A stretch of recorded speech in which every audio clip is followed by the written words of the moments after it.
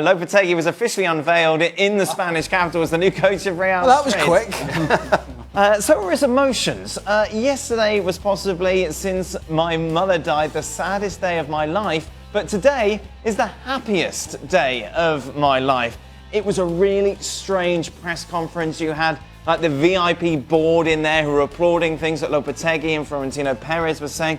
There seems to be a very much the rhetoric, certainly from Real Madrid, of them against us. Basically saying, I don't know what all the fuss is about. Couldn't have just left this press conference and stuff for a little bit, to let the whole thing die down a little bit, let the World Cup start, get that out of the way, and then sort it out from there. But it does seem as if they're kind of rubbing it in the Spanish Federation's face to some extent. Yeah, Florentino Perez said it was a giant overreaction. Where do you stand?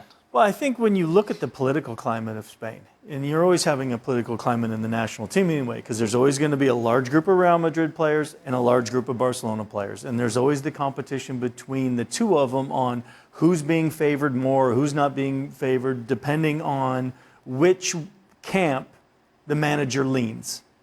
Now, Julen is a guy that has actually played. Julian, first name, because of course you we played with we him, were teammates. So Yes. yeah, He was your my guy. You were the main man. He was your number two. Let's get Who was the starter? Who was the starter? Yes, I was the starter. Ah, yes. So, but where he was one of the few that actually was a member of both Barcelona and Real Madrid. So he kind of was this figure that was able to bring both sides together.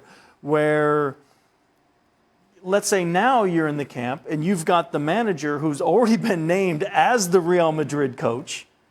The Barcelona players are looking over there going, well, the Real Madrid players are getting more playing time, and he's coming in as a sub, and he's not, and he's starting, and then it would draw up this big controversy where... So it's the right decision to sack your mate. I think it's a terrible decision from Real Madrid to make the decision when they did to name Lopetegui. But he made the decision as well, didn't he? Well, I agree, and it's tough because on one hand you look at it and you go, I get this opportunity to go coach at Real Madrid, and then on the other hand you're going, well, but I am the Spanish national team manager, and can I not just get the World Cup over with and then take the job? But Real Madrid doesn't work that way. Real Madrid is like, we're the center of the footballing universe, and we're going to name our coach when we name our coach. The more I think about it, the more... If Lopetegui was the manager, I still think they'd win the World Cup. Now he's not the manager, and Hierro is in charge. I don't think they're going to win the World Cup. So if you were head of the Spanish FA... I've changed my mind on it. Yeah, You seem to be repeating yourself on this quite a lot. About You what? may have told us that several times already in this particular show. No, but I think they've made the wrong Steve decision. Nicolaitis. I think he's probably made the Spain wrong going to decision. win the World Cup. He was too hasty.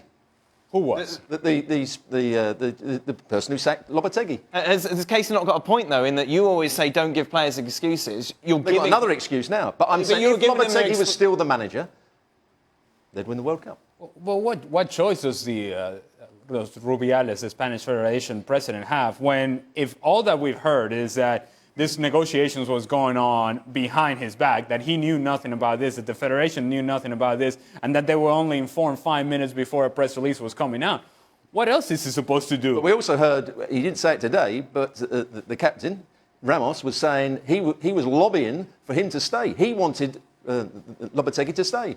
And if the players wanted him, they were all combined, they were a good unit, and the manager carried on. We've seen other managers. People say it's not the same as Antonio Conte. It's not the same as Van Gaal when they were managers of the national team and were going to another job at the end of it. But I think it's similar to that. It might not be quite the same, but I think they should have kept him. But it was the way he went about it. It was the way he went about it. I can understand they're upset with him, but I think they should have kept him.